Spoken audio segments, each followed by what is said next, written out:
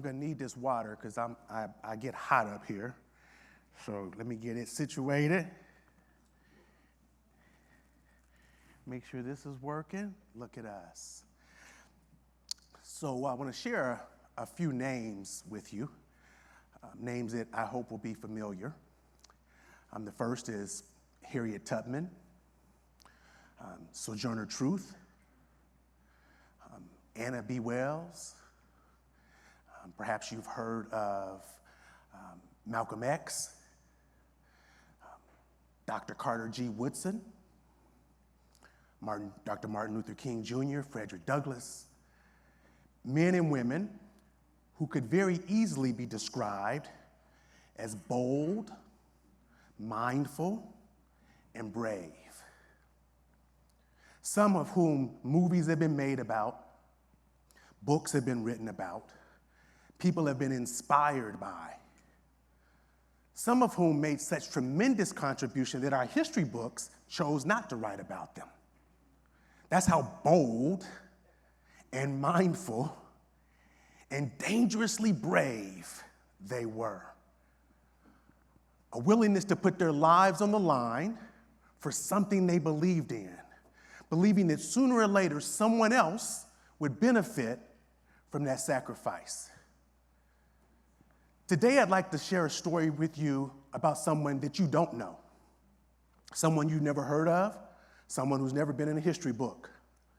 But he's a young man, was a young man, from Kentucky, small town in Kentucky called Slaughters, Kentucky.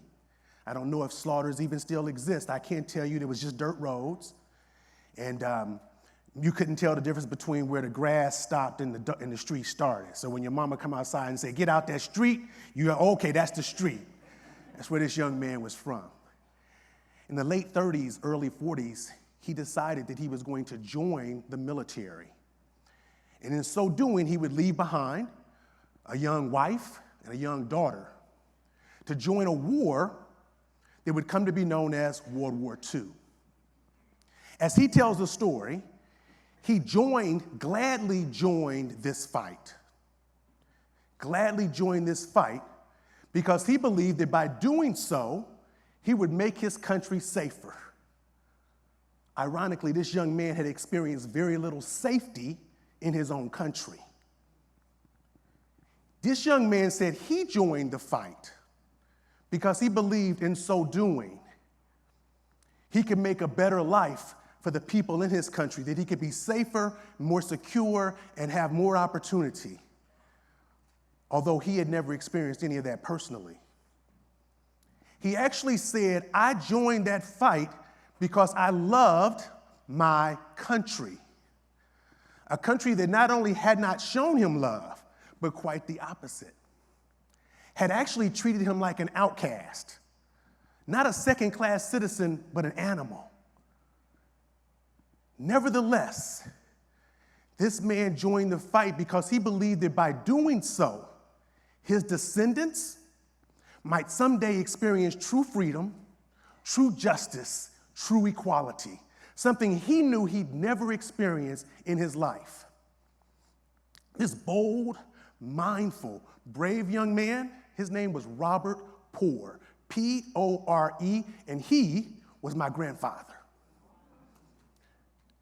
You see, because of his bold, mindful, brave decision to sacrifice himself for others, you and I get to experience this moment together.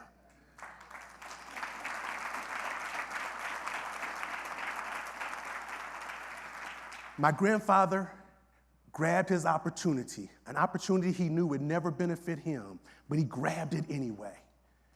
And it leaves me asking frequently, Tony Moore, what are you doing with the opportunity that you've been given? What are you doing with the opportunity that you've been given? Will you and I, like so many before us, be bold, be mindful, and be brave? My name is Tony Moore, and I am the culture architect, and it is beyond an honor to be here with you this morning. Let me start by apologizing for the sound of my voice. I don't always sound like I've been smoking unfiltered pale males like my daddy used to do. You know what I'm saying? Some of y'all like, pale male?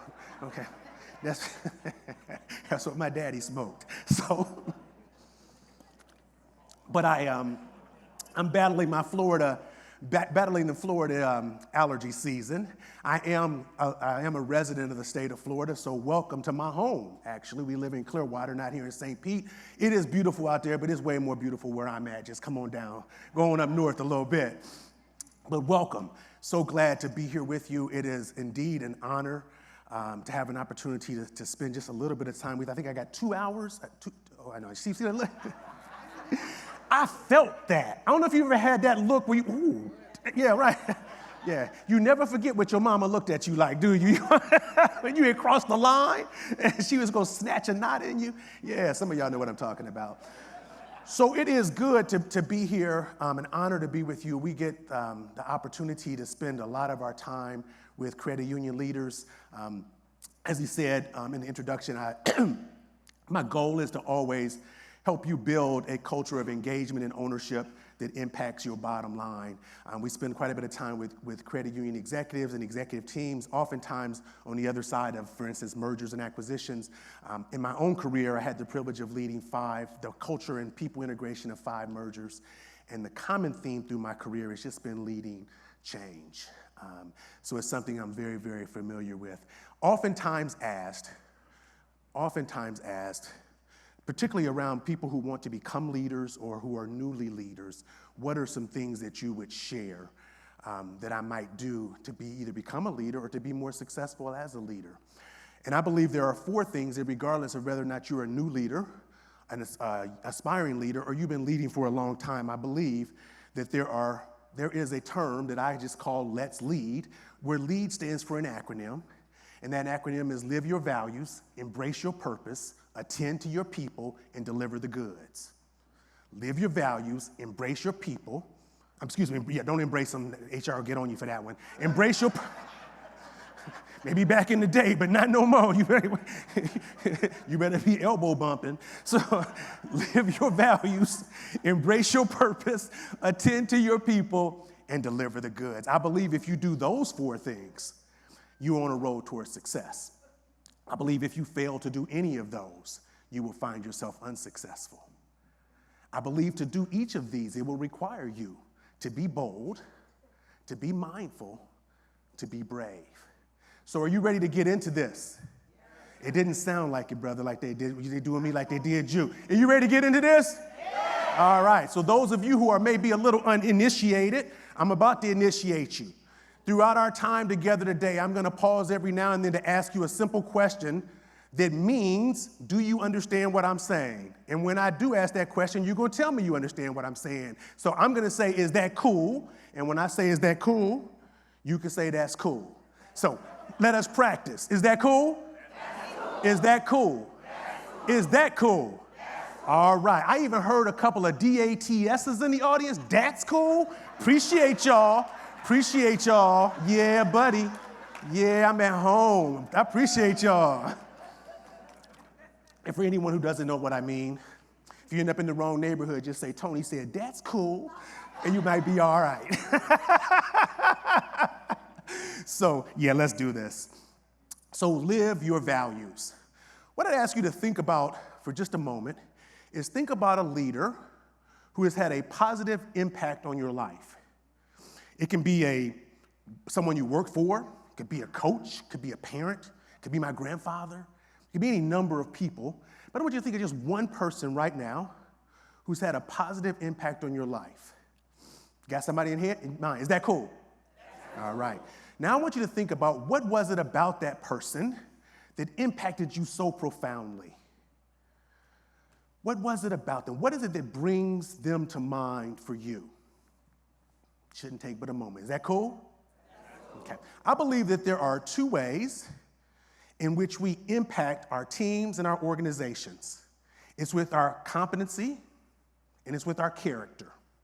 As a matter of fact, there's a great description in the Bible about a king named David in which the scripture says, and David shepherded them with integrity of heart, that would be character, And with skillful hands, he led them. That would be competence. So character and competence are the ways in which we impact the people around us. If I had time, I would walk through the audience and give a few of you an opportunity to share your story about your leader, but Miss Renee has already given me the evil eye, so I know I'm not doing that. I'm just kidding. I wasn't doing that anyway. No, I already know. Matter of fact, let me move on before I run out of time. But think about that person. What was it about them? What was it about them that came to mind? Was it their character or was it their competence? And if it was competency related, was it the fact that they were competent or was it what they did with that competence to help you? In the times that I've asked that and went out into the audience, I have rarely had anyone name something that is competency related. It's always character. That's what they always remember, is the character of the person who was leading me. Because it is the most transformative part of anything that we can do as a leader, which is why we start with living our values. Because that's what they're going to remember. Unfortunately, the vast majority of our leadership development programs focus on making you more competent. We ultimately assume character. And I think we don't have to look very far back in the history of our country to know what happens when competence, or in some cases incompetence, but when competence and no character is given power. It makes you the most dangerous person in the world. When you have competence but no character. Is that cool? All right, let's move on. Embrace your purpose. I'm going to share a little story. This is going to be a self-confession, so I need to get the agreement from you that you are not going to judge me. Okay, other than James, who's already been questioning my life choices the first time he met me. If you agree not to judge me, can I get a that's cool? Okay, at least I got a few people with me. Thank you very much. So first of all, I graduated from college in 1985. 1980, okay, I'm looking around the room. I'm expecting to see some surprised faces because the brother could not be that old. So I'm gonna try it again. I'm going to say I graduated in 1985, and you're gonna say, no way. Is that cool? So I graduated from college in 1985. I know, right? Right, I know, yes. So, long time ago. But 1984, going into that senior year, particularly the second half of my senior year, I was done. I was done with school. I was so tired. I was taking classes that's just classes to take. I had plenty of options, because I had pretty much finished my major, but I was exhausted. I was the cat on the campus, and when people would see me, they would ask me how many days we have left to graduation. They would see me truly, hey, Doc, that was my nickname. Hey, Doc, how many more days? 136. Yeah, it was like I was counting down. So about a month out from graduation, I came home. I was renting a house with my roommate and I were renting a house. And I came home and he said that Dean Bryant had called, his office called, and they wanted to see me. And so I was like, why, really, me? He said, yeah. He said, what do you think he wants? I said, probably want me to speak at graduation, you know? You know what I'm saying? Yeah. And I was probably walking like that too, because it was 1985. Young people don't know anything about that stroll. You know what I'm saying? They don't know nothing about that. But that's how I was walking. Every now and then I slip and walk like that, and a white person will say, is your leg hurting? I'm like, no, I'm just cool like that. And sometimes it just comes out. I'm trying to keep my butt tight, but I can't do it. Sometimes I'm just like, So anyway, that has nothing to do with this, so let me get back on message before I run out of time. So anyway, I get this call. I go down to see him, and he says, Tony, I need to let you know that you're not going to graduate. Right. Now, I want to be honest with you. I'm going to step out of the story for just a second. The words "you're not going to graduate" was bothersome. But what was more bothersome was that my mother would know that I'm not going to graduate. See, he didn't understand. This woman has worked 2 jobs to put me through college. I am the first graduate from college in my entire family. I'm the oldest grandchild, the first to graduate from college, and this man has just said it's not going to happen. I'm like, oh no, see, that can't be possible. Why am I not graduating? He said, well, you failed your introduction to computers. I said, no. I got a high D, low C. You know what I'm saying? But I'm not failing, not yet. We got to take the final. He says, your professor has already turned in the grades and you have an F. Wow. Thank you. Not you. I know you ain't with me. You judging me. You judging me. I'd rather have Miss Renee looking at me than you judging me. So anyway, sorry about my voice. So anyway, I said, well, what can I do? I was like, I can't do it. He said, well, you can go talk to your professor and see if there's anything he can do to help you out. So I did. I wasn't quite walking as cool this time, but you know what I'm saying? I was getting on down there, though. You know, people talking about, hey, Tony, how many more days? I ain't got no idea, brother. I got to go down here and talk to you know what I'm saying? I have no idea how many days are left. What I know is I got to get back down there because my mama, come on, my mama, no, that is not who you want to disappoint. Not even today. She lives with me. Not even today. Oh, no. So anyway, I get down there to talk to him. He's in a class. And so I wait for everybody to come in the auditorium. I walk down. It is literally, you know, in that Spike Lee movie when it's just one person on and they moving real slow? That was me. That was, you know what I'm saying? It was Spike Lee before there was a Spike Lee, because it's 1985, right? Before there was a Spike Lee, he probably was at my school and saw me do that. So I go in and I said, I came to talk to you because Dean Brandt said that I am not going to graduate, that I failed your class. And he said, well, you did fail my class. I said, well, that's not possible because we haven't taken the final yet. And he says, well, the seniors took their final last week. What? I said, well, how did I not? I didn't know that. I mean, I didn't know we were taking it last week. I just saw on the schedule that the final's coming up. I didn't know. And these were his words.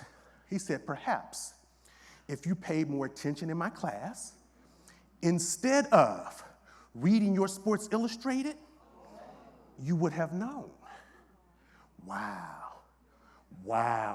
Bruh, that's my dad used to say, hat in the hand. Oh my gosh. So the first thing I can say is, I'm sorry. I was absolutely wrong for doing that. I am so tired of school. It was not about you. It was all about me. That wasn't the phrasing back then, but you get my point. I'm trying to keep the Gen Z and the millennials in my story with me. We used other words back then, but it was that. That's what you know I'm talking about. So I'm like, oh, I'm so sorry. I said, but you don't understand. I cannot call my mother and tell her I'm not graduating. You cannot call my mother and tell her I'm not graduating. She will do to you what she's going to do. She'll come through you to get me. See, you don't know her. You don't know this woman. This woman carries a big stick.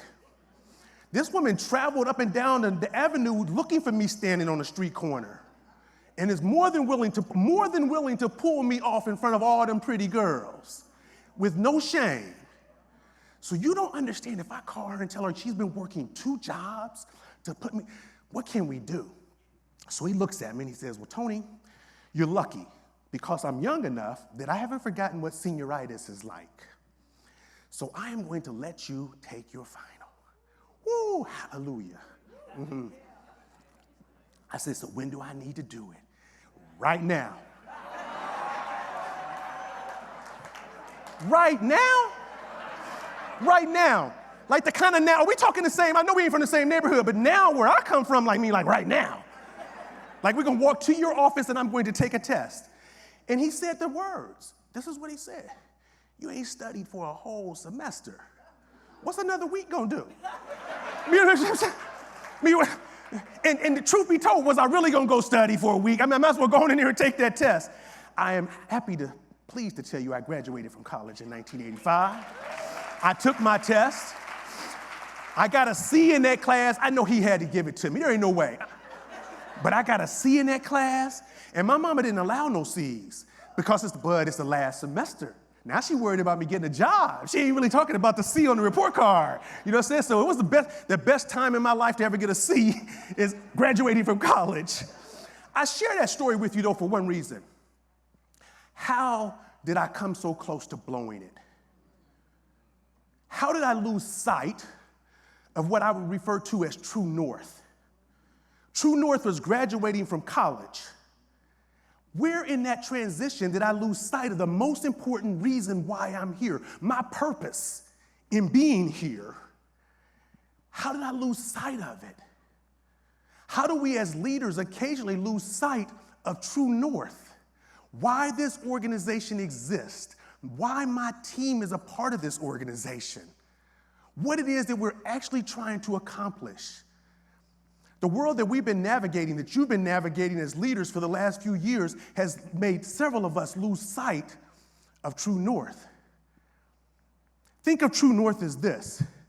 It provides purpose, it informs your decisions, it aligns your work. It is a lens through which I can look at everything that we do and say, how does this help us get there? And if it's not helping us get there, we either need to change there or perhaps stop doing some of this. And all of this may be good. You probably have heard the term mission creep, where there's a lot of stuff that needs to be done in our community, and we start trying to do it all and lose sight of the fundamental contribution that we're making. Our teams do the same thing. So true north needs to be simple, and I'm gonna give you a real good one. How about credit unions unite against racism as a true north? Check out the characteristics: simple, concise, and sharply focused. It will fit on a t-shirt. It is on, hold up, say it again. It is on a t-shirt. Where we get our t-shirts at? I'm telling you, it's on the store. How many people buy it? Get your t-shirt. I'm just trying to sell. You know, you say whenever you see a CEO, get some money, get your checkbooks out, get your team some t-shirts. It's aspirational, and it aligns your opportunities, your competence, and your commitment. That's what True North does. Reignite, refine, rediscover your true north. That is what will keep you and ensure that you deepen your impact on the people you serve. But here's what it requires. It requires you to be bold, to be mindful, and to be brave. Because there's no other way to get there. Is that cool? Yeah. That was a little low. I guess I hit y'all hard with that one. Is that cool? Yeah. There we go. Attend to your people. I got my first leadership position many, many years ago. Sometime on the other side of 1985, let's just say that. So I got my first leadership position. Like many first-time leaders, the reason I got the position was because I was doing a good job. Now, no one said they saw leadership skills in me. No one developed and worked on my leadership skills. They just said, you did a good job. And our director was leaving, or manager, whatever the title was. And so they asked me if I'd be interested in stepping in the role. Who wouldn't? Well, of course, make a little bit more money. He don't really do nothing in there anyway. You know what I'm saying? I must go to meetings and stuff. I can go to meetings, you know, and don't say you ain't thought it until you got in that chair and realize how hard the work is. But no one developed. So I'm asking my supervisor, the person who's promoting, what do I need to do? And he says, just keep doing what you've been doing. Well, what I've been doing is all the work. So now I got a team of people and I'm just gonna do work. And that's essentially, it was basically, and this was before you get in trouble now, but it was a pat on the butt and say, get in there, Tiger. So I go in and start doing what I do. Thankfully, our team made some progress in spite of me. And I don't know if you know this, but one of the most common rewards for doing good work is more work. So someone decided that I should now have 2 teams. Right. That one did a little bit did well, but not as well as the first one, but well enough that they decided I should now have 3. So now you've got a first-time leader early in his career trying to oversee 3 teams, and it's falling apart quickly. I mean quickly. But like many new leaders and some old leaders, it ain't about me. Got to be them. You know, I've been successful. I've done that job. So if they're not doing it well, we need to get rid of them and keep getting well. Of course, that was not the answer. So I'm sitting with someone who would become a mentor of mine, and I'm sharing this story with him. And he asked me a very important question. He said, Tony, would you work for you? Would you follow you? With your level of skill and knowledge of leadership, the way you've been treating your team, would you put up with what they've been putting up with? It hit me hard. Hit me very hard. Because I realized I would not. That I would not work for me. And that I would not put up with what people have been putting up with from me. And that I needed to do something different. And it was the first time in my life that I realized the importance of attending to your people. The first time I realized that how important they were to our success. That I had to go back and apologize for how I have been leading and begin a conversation around how I could do better. And interestingly enough, there were 3 questions I asked them to answer for me, something that became a foundation of my leadership. I said, fill in the blank. I would like Tony to stop, fill in the blank. I would like Tony to start, fill in the blank. I would like Tony to continue, fill in the blank. That's all I want you to tell me. And I'm gonna take that feedback and try to do something with it. Attend to your people. They are the bridge between strategy and execution, and you and I either support or destroy that bridge every single day. We can come up with all of the plans we want to. The execution, the successful execution of those plans, what stands in the middle as that bridge are those people that we're serving. Notice I said that we're serving. Because I really believe that for each of us, our fundamental job as a leader is to block and tackle for the people who are on our team, which requires you to be bold, mindful, and brave. Because sometimes I'm having to anger one of my peers because something happened in their department is preventing my department from being successful. And my person has already talked to their person and it ain't changed. So now I'm gonna talk to you and you're gonna talk to them, but this is going to change. That requires you to be bold and mindful and brave. There may be consequences for it that you don't like, but that team member will always remember that because that was your character that came out at that moment. One of the best things you can do with any of your team is to do what I call set intent and then align your expectations. We talked a little bit about this yesterday in our Stump the Chump session. Anybody here from Stump the Chump? Woo! Yes, they were stumping the chump yesterday, y'all. You missed it. You missed it. Well, when I talk about set intent and align expectations, essentially what we're talking about is I want to as an example, I want you to know what I want for you and what kind of a leader I want to be with you. So my goal for you is to be, I'm going to have to pick on you because you're right up front. And I know everybody knows you, but I don't know your name. So what is your name? Bruce. Oh, yes, right, Bruce. Can I get a that's cool for Bruce? All right, so it's me saying to Bruce that my goal here is for you to be wildly successful in this position. And so what I want to know from you, so now I've set my intent, that's what I want. Now we're going to align expectations. What is it that you need from me that would help you do that? Yesterday, before we came here, we were with a bunch of managers from Suncoast Credit Union, branch managers, who are focused on ownership and empowerment.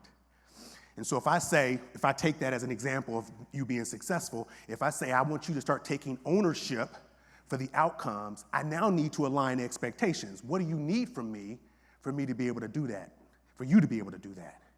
So he says, well, I think one of the things I need you to do is just let me make some mistakes. Let me have the freedom to make decisions without always jumping in. So now he's told me what he needs from me. I say to him, that's what I'm going to try to do. But here's what I need from you. The next time I jump in, I need you to tell me that I did it.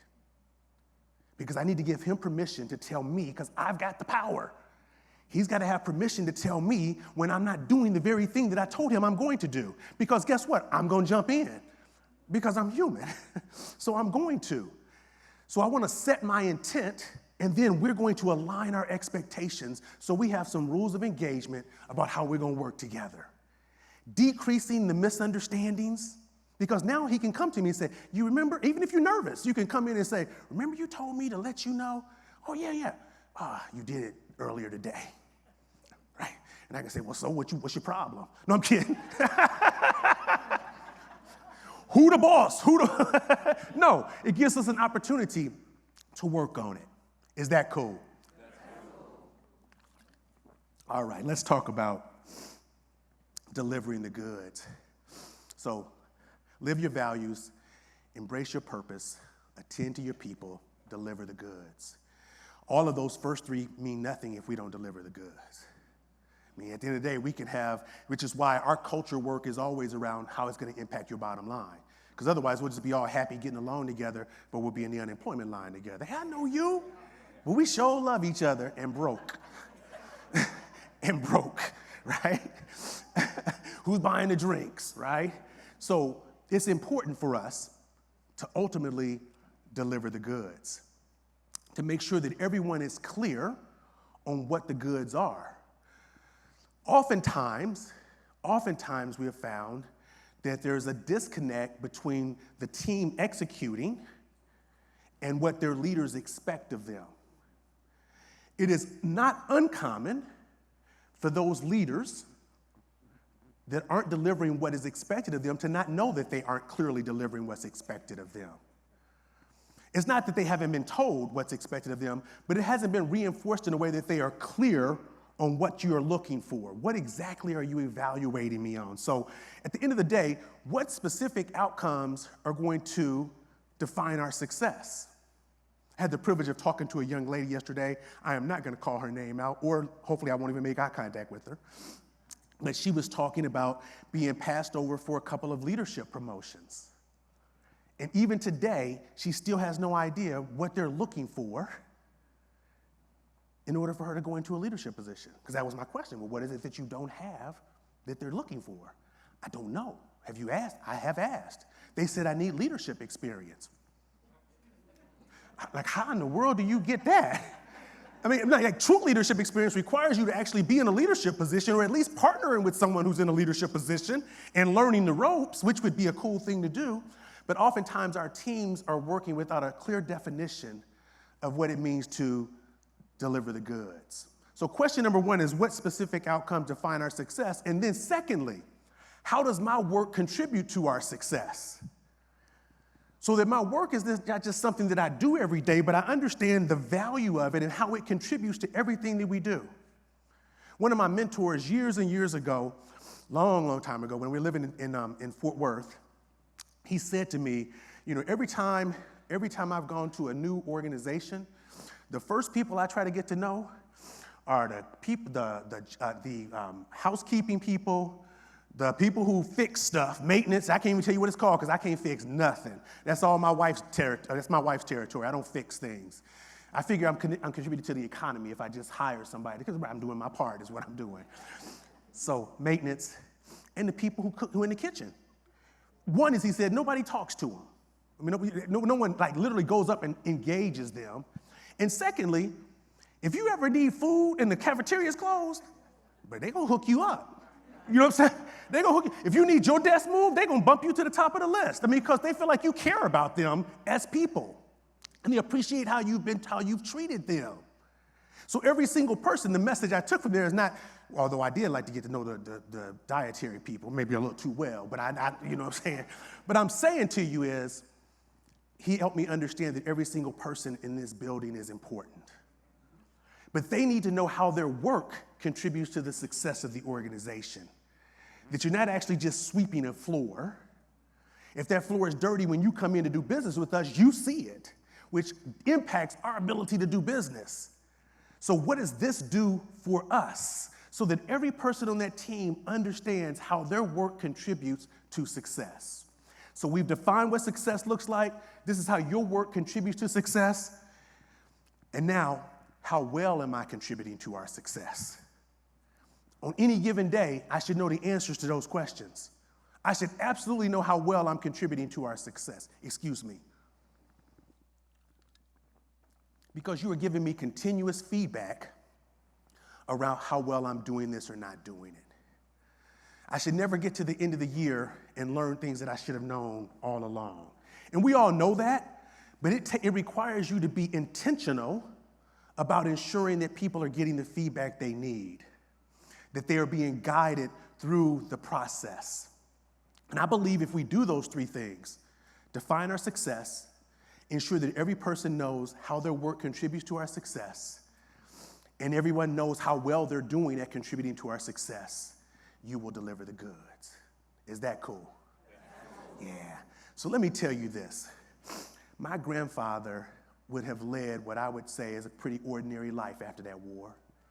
He came back to his family, had more kids, my mom included, had more kids, loved his grandchildren, spent a lot of time in that leather lazy chair, much like his grandson, loved jazz and a little bit of whiskey. He probably drank more whiskey than I do, but a little bit of whiskey. Loved to sit in that easy chair and watch his Cincinnati Reds. Matter of fact, he used to sit in that chair with the volume turned down and the jazz Miles Davis spinning, right? Got that glass of whiskey in his hand, eyes, every now and then eyes would close, so we would sneak in, and all of a sudden he'd say, boy, don't you touch my remote control. Hey, Granddaddy is awake. But he loved us. And although he didn't get into anybody's Hall of Fame, you know what I'm saying, nobody's writing books about him, he contributed to my life just with that contribution to our country. He contributed to my life and made it better. He gave each of us an opportunity to do better. And the most beautiful thing in terms of the position that you and I are in today is that we now get to stand on the shoulders of our predecessors and create a new baseline of freedom, justice, and equality for the generation that will follow us. And then our hope is that they will then stand on their shoulder, a generation will stand on their shoulders and create a new baseline. Baseline, not this is the ceiling. No, this is the new baseline for this next generation. Coretta Scott King said this: struggle is a never-ending process. Freedom is never truly won. You earn it and win it in every generation. Each generation has to fight for it again with the goal of it going further than it's ever gone before. My challenge for you this morning is that in our time together over the next couple of days, you connect with each other, meet some people you've never met before, and think about how you can leave this place being bold, being mindful, and being brave. That's what I like to see you do. And with that, I'll ask one last question. Is that cool? That's cool. Thank you very much. Thank you.